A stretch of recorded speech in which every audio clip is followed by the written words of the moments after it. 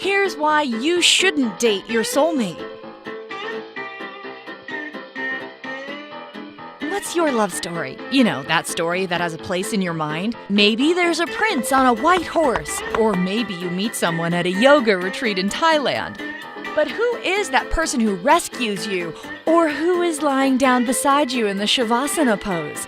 Before we get into things, click that red button to subscribe to our channel and hang out with us on the bright side of life. While you're at it, hit that little notification bell so that you'll be the first to see all our new, fun, and interesting updates. Okay, back to who. Who is this person in your love story, and why does it matter? Well, there are soulmates and life partners, and they are two completely different things. Some people spend a lifetime searching for their soulmate without thinking about who this person is and what soulmate even means. According to foreverconscious.com, our soulmates are people who are present in our lives to challenge, awaken, or stir up different parts of us in order for us to grow. These people are often fleeting because once the lesson is learned, the relationship is usually over. And as the term life partners denotes, these people are usually in it for the long haul. They can be a friend or a companion, and they are generally someone you can depend on throughout your life. In your relationship, there's usually a sense of mutual respect and a sort of unspoken knowing of each other's needs. Neither soulmates nor life partners implies or excludes romantic involvement. They can be friends or lovers or people who enter your life briefly when you need them and then quickly fade out. As we said before, it seems like everyone gets hyper-focused on finding their soulmate. If there was ever a way to ask every psychic around the world which question they get asked the most, it's probably, when will I find my soulmate? Their answer to this question should be, you have probably already found some of them, and they aren't necessarily who you think they should be. They're sent to you to invoke learning and growth. They aren't necessarily relationship material and are often too intense. Perhaps it's just not in the stars for the two of you to stay together. They usually arrive at the exact moment we need them, and we feel an almost magnetic connection with them. So when people are asking or searching for their soulmate, they're actually asking and searching for a way to grow and level up their consciousness. If we don't understand this, there can be a huge disconnect, and we can sometimes miss out on this energy exchange or growth. To connect with your soulmate, it's necessary to get to know yourself on a soul level. Who are you? No, who are you on the deepest level of your soul? Do you even know yourself that well? If yes, good for you. You're probably loving this video so far because it's validating all of your feelings and experiences. If no, congratulations. You've just fast-tracked your learning for what you need to do to find your soulmates and life partners. As far as soulmates go, you need to start by listening to your heart. Through this, you will discover who you are. Once you realize your true nature and are open to your life's lessons, your vibrations will attract those of your soulmates. Hey, birds of a feather flock together, right? Conversely, if you're done with lessons for the time being and are looking for someone to spend your life with, what you should be asking for is a life partner. It's so funny because at first glance of the thumbnail, you really can't tell the difference between the soulmates at the table and the life partners. That's because the differences lie beneath the surface. A life partner is someone you think of when you are thinking about true companionship or friendship. That deep soul connection might not be there as it would with a soulmate, but there are other important feelings that are the foundation of this type of relationship. They include mutual respect, dependability, love, attraction, trust, and understanding. The lessons you might learn from a life partner differ in that they are usually lessons involving support and guidance.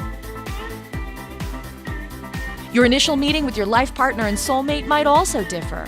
You won't have to prepare yourself energetically to meet your life partner like you would with your soulmate, but you would have to physically put yourself out there. We bet you're wondering right now if it's possible for your soulmate and life partner to be the same person. And the answer is yes.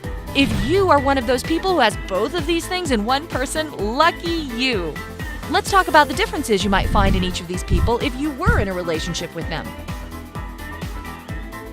In a relationship with a soulmate, You feel like you've known the person forever, and there's a certain feeling of being comfortable even when you first meet. You feel like you know them, and this even translates into déjà vu moments or memories where you feel like you've been with them before. There's a deep understanding between the two of you. The energy of your relationship can be summed up in one word: intense. This can mean high highs and low lows. You could have similar habits or issues. You feel each other even when you're not together. What does that mean? There is often a synced feeling between these people, even when they're apart. You use your intuition a lot when you're with them. Your ability to empathize with this person is almost uncanny, and you often know what they are feeling or thinking. This relationship might be one of the most emotional and challenging things in your life, and it might bring out things you didn't even know were inside you. You experience huge change while you're together. This relationship will probably not last forever, but the love will endure. In a relationship with a life partner, you're physically attracted to each other and you bond over common ground. You act like best friends. You get along really well. There are no highs and lows in your relationship. It's very even-keeled. You're together because it makes sense. It's a logical and intellectual decision to be together. You truly enjoy each other. Everything feels new and exciting when you're together. You have similar feelings in the realms of beliefs, spiritualities, ideas, or philosophies. You feel stable together. You're balanced emotionally and financially. You are both physically present for each other, and you love creating memories together. You want to get married or somehow seal the relationship. If you look at Maslow's hierarchy of needs, the most basic of the human psychological needs are security and love. These things help us thrive as human beings, and they need to be satisfied for us to attain higher level needs like being creative, feeling successful, or reaching our full potential.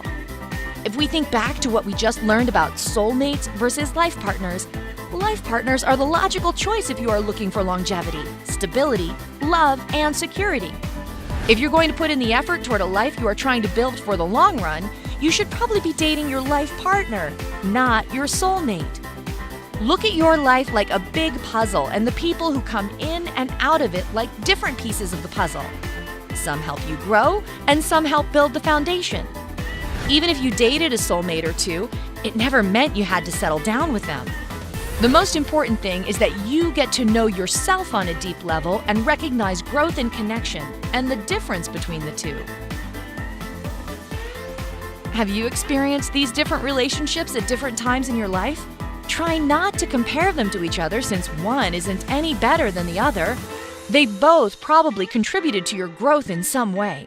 Remember, the most important thing is to listen to your heart. Tell us how you liked the video in the comments below. And don't forget to give this video a like and click subscribe to stay on the bright side of life.